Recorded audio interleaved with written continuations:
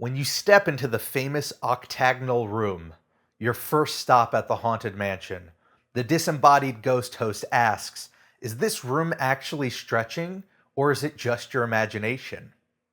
Well, it's not your imagination. It is stretching. But in which direction? The answer to that question actually depends on which Haunted Mansion you're visiting. Both rooms do stretch, however in Disneyland over in California, guests are lowered down as the room stretches, while guests over in Disney World in Florida remain put as the ceiling stretches upwards. So why is that? Well, the original design was born out of necessity. You see, Disneyland isn't a very large park, and so Disney always had to be careful with how they used the space they had. When it came time to designing the Haunted Mansion, the idea was to place the bulk of the ride building on the outer edge of the park outside of the Disneyland Railroad, which acted as a border. The ride's facade and entrance, however, would remain on the inside of the park, creating the problem of getting guests onto the other side of the railroad tracks. That's where the stretching room comes in. By lowering everyone underground on the open-air elevator disguised as a room, guests would be able to easily and safely make their way to the Doom Buggies, where they could experience the ride on the other side of the tracks.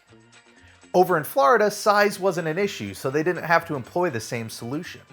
In fact, it would have been hard to even do that if they wanted to. Because the waterbed in Florida is so shallow, Disney can't dig too far down into the ground. It's the same reason why the famous underground tunnels known as the utilidors aren't actually underground. They were built first on the surface level of the land, and then the rest of the Magic Kingdom was built on top of it. Even though they didn't need to lower guests underground in Disney World, the stretching room was still a key part of the Haunted Mansion.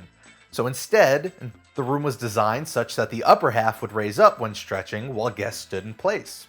That said, there is one similar instance of that trick being used in the Magic Kingdom. Because the main building for Space Mountain sits outside of the Walt Disney World Railroad, guests need to somehow get onto the other side of the tracks.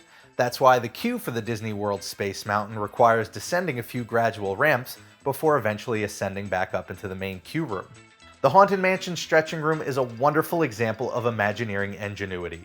When faced with a problem, they found a creative solution that not only solved the issue, but made for a memorable part of an even more memorable ride.